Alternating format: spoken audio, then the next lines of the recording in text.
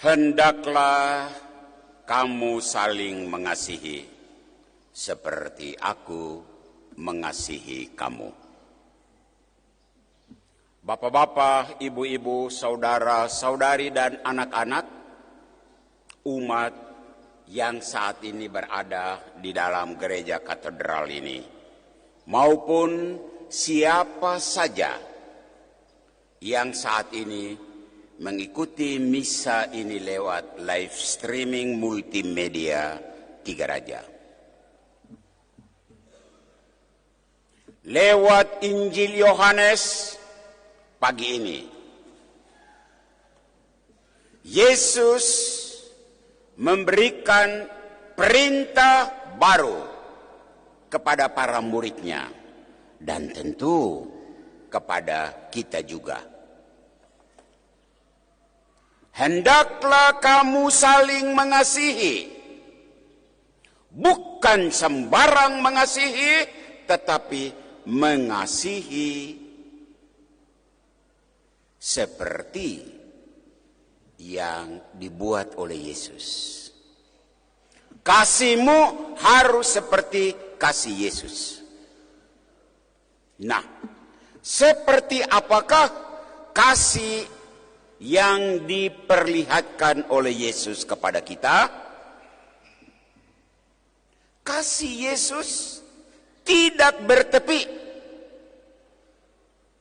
tidak berujung, tidak bersekat. Kasih Yesus non-diskriminatif, tidak pilih-pilih orang. Dan kasih Yesus nampak dalam karya nyata, bukan teori. Teori yang hanya disampaikan di mimbar-mimbar gereja.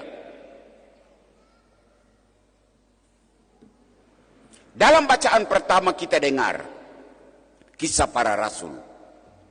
Paulus dan Barnabas menerjemahkan hukum kasih itu dengan berbuat sesuatu. Apa?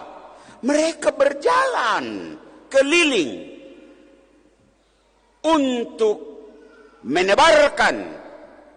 menyebarluaskan ajaran Yesus, memperkenalkan kepada banyak orang. Ini terjemahan Paulus dan Barnabas tentang perintah kasih. Dan kasih semacam itu akan menghadirkan kondisi seperti yang kita dengar dalam bacaan kedua kitab Wahyu. Allah akan menghapus air mata dari mata mereka, dan maut tidak akan ada lagi perkabungan, ratap tangis, dan duka cita seperti selama ini umat kita di pedalaman mengalaminya.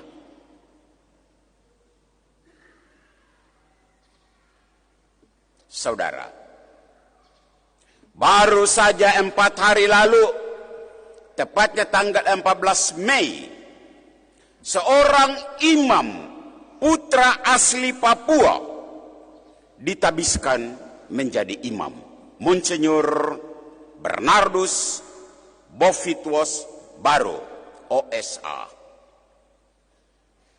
Dia tampil dengan moto Ego sum ostium, akulah pintu bagi domba-domba. Ini kata-kata Yesus. Tersirat di dalam moto ini pesan kasih yang beraroma damai. Melewati pintu itu, kita akan saling bertemu.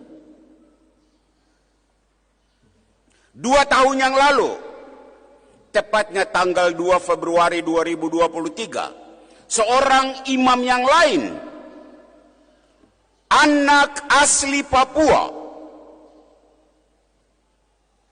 pertama kali orang Papua dipercayakan sebagai uskup. Ditabiskan di Jayapura dengan moto Ego Vobiscum Sum. Bersama kalian saya hadir. Ini kata-kata Yesus. Dan lagi-lagi tersirat pesan kasih yang beraroma dan berwarna damai. Hari ini mungkin umat tidak sadar, Paus akan dilantik. Inaugurasi jam kita sore nanti. Dan dalam pemunculan pertama, Paus mengucapkan kalimat La pace sia con voi. Semoga damai menyertai Anda sekalian. Damai yang lahir dari sebuah praktek cinta. Sekarang mari kita masuk. Menyimak moto dua uskup orang asli Papua yang syarat dengan kasih dan damai. Menyimak sambutan pertama Paus yang juga menyapa umat di halaman Basilik dengan damai. Memahami isi bacaan kitab suci hari ini yang juga syarat dengan pesan kasih dan damai. Mengkritisi kondisi di lapangan dua keuskupan ini, Keuskupan Jayapura dan Keuskupan Timika. Sadar atau tidak umat sekalian, ada warga umat kita yang hidup dalam kondisi tidak damai, selalu ada konflik.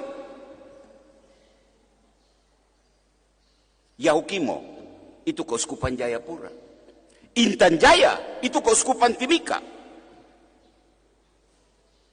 Dan setiap kali kita mendengar ada anggota TNI Polri yang tewas, kadang ada anggota TPN OPM yang tewas, dan yang paling menyedihkan ada anggota masyarakat sipil yang tidak berdosa juga tewas. Mereka bukan binatang. Mereka manusia. Manusia yang membutuhkan kasih dan damai. Berangkat dari suasana ini, apa pesan untuk kita di hari Minggu kelima Paskah ini? Saya punya beberapa pesan. Pesan yang pertama, tolak prinsip keliru bahwa perang membawa damai.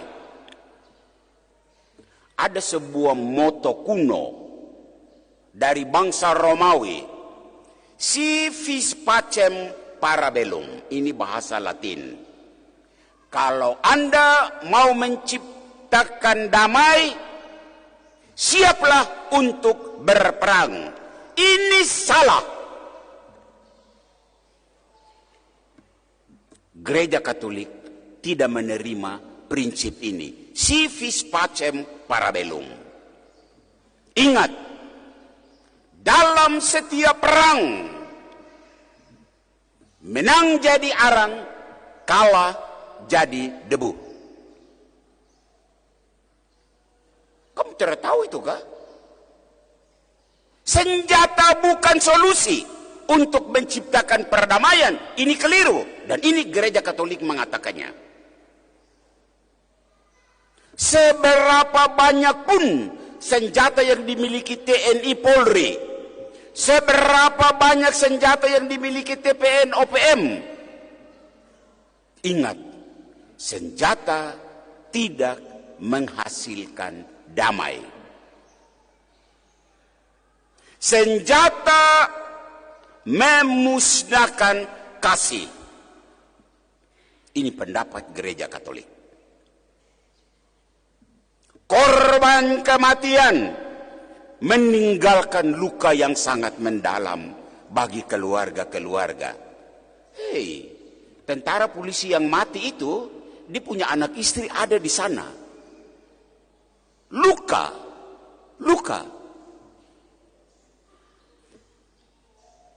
TPN OPM yang mati, mereka juga punya keluarga, dan kematian itu menghadirkan luka. Apalagi warga sipil yang tidak berdosa, yang kena entah peluru nyasar atau sengaja ditembak. Mereka punya keluarga-keluarga yang sakit di sini karena ada korban. Pertanyaan dari gereja katedral pagi ini untuk bangsa dan negara ini, tidak ada cara yang lebih berbudaya daripada cara barbar yang dipertontonkan selama ini. Jawab. Negara harus jawab. Tentara polisi harus jawab. TPN OPN harus jawab.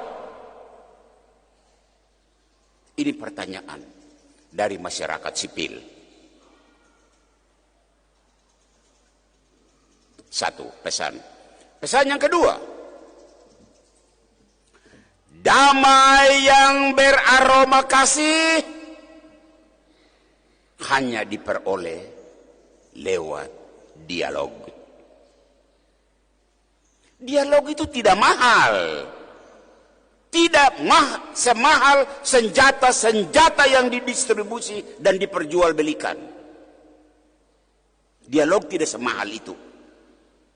Dialog itu hanya membutuhkan sebuah keterbukaan hati, keterbukaan pikiran untuk duduk dan bicara.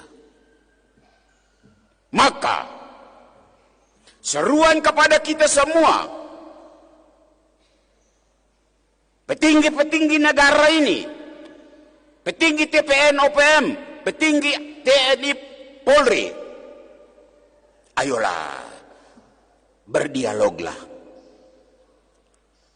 Negara yang mengirim pasukan ke daerah-daerah konflik, berdialoglah. TPN OPM yang punya aspirasi, mari kita duduk dan berdialog. Dialog itu sekali lagi tidak mahal. Yang mahal itu hanya ini, gengsi. Gengsi.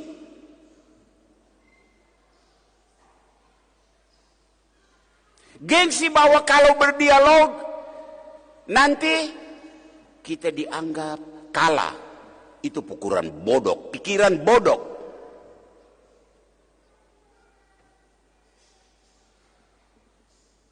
Nyawa anak-anak bangsa ini terlalu mahal untuk digadai. Negara tidak boleh mengorbankan prajurit-prajurit yang berjuang hanya karena tidak ada dialog. Negara jangan lagi menambah daftar nama mama-mama janda karena suaminya mati di daerah konflik. Negara jangan lagi menambah daftar nama-nama yatim, anak-anak yatim karena bapaknya gugur di daerah konflik. TPN OPM itu bukan musuh negara, bukan juga teroris seperti yang dikatakan oleh salah seorang petinggi negara ini. Mereka adalah rakyat yang protes karena saluran dialog tersumbat. Tahu itu, sadar itu. Mereka adalah rakyat yang punya aspirasi, yang membutuhkan solusi. Ayo, Gereja Katedral Timika menyerukan, mari berdialoglah. Pesan ketiga, pesan terakhir. Dan pesan ini saya tujukan kepada seluruh umat. Umat Jayapura dan umat Timika, kepada seluruh imam-imam Jayapura dan Timika, kepada dua uskup Jayapura dan Timika. Pesan apa? Terjemahkan moto dua uskup OAP ini, uskup Timika dan uskup Jayapura, dalam aksi konkret dan nyata, agar moto ini tidak tinggal terpampang tanpa makna, hanya slogan. Ego vobis cum sum, aku hadir bersama kalian. Ayo umat Keuskupan Jayapura, kalau kamu mendengar siaran ini, imam-imam Keuskupan Jayapura, terjemahkan moto uskupmu, hadir bersama mereka yang butuh uluran tangan kasih, khususnya mereka yang menderita di daerah rawan konflik, semisal di Yahukimo. Itulah ungkapan kasih yang membawa damai. Ego sum ostium, akulah pintu bagi domba-domba. Ayo umat Keuskupan Timika, imam-imam Keuskupan Timika, terjemahkanlah moto uskupmu, hadir bersama mereka yang butuh uluran tangan kasih, khususnya mereka yang menderita di daerah rawan konflik, semisal di Intan Jaya. Saya sedih mendengar cerita pastor-pastor Intan Jaya. Terakhir, saya ingin menyapa dua uskup OAP.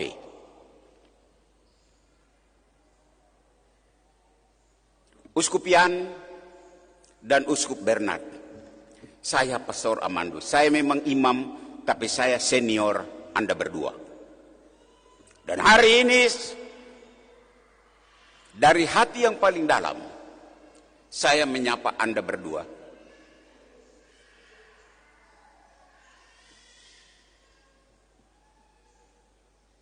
Kuat-kuatlah mengemban tugas rasuli.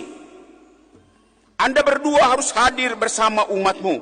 Ego vobis cum sum, seperti Yesus.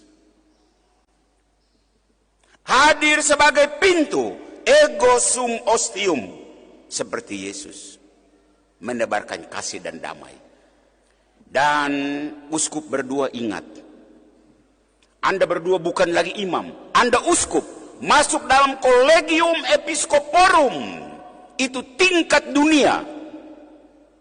Maka bunyi di Yahukimo, bunyi Jayapura, bunyi di Jakarta, bunyi di Roma.